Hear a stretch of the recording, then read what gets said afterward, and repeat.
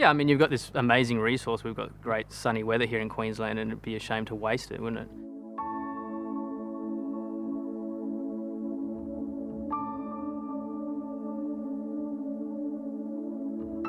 I grew up in Cairns, and it was really normal to, ride a bike down to the creek and go for a swim, just spend some time in the rainforest. When we were looking for a place to raise the boys, I wanted something similar where they could go out and explore.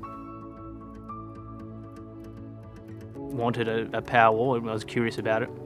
I knew the quality of the Tesla car and the product, so we were using quite a bit of electricity with the ducted air. I thought, well, let's see how we can save some money and obviously help the environment. I knew the battery technology was good, but the form factor of the Tesla Powerwall, it has to look good as well and not take up too much room. It looks futuristic. They've spent the time on the design. It'll charge itself on off-peak power, midnight, and tide you over in the morning when you wouldn't be generating solar. It'll look at the weather forecast for the following day, and if it's going to be overcast, it'll charge itself fully on the off-peak power, so you're using the cheapest power during the day.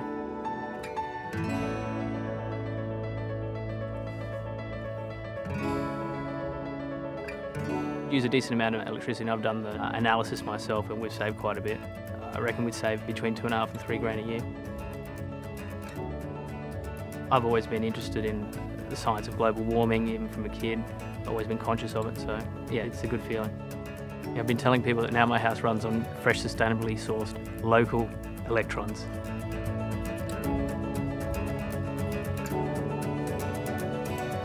My name's Clint Luna. I guess you could say my life's fully charged.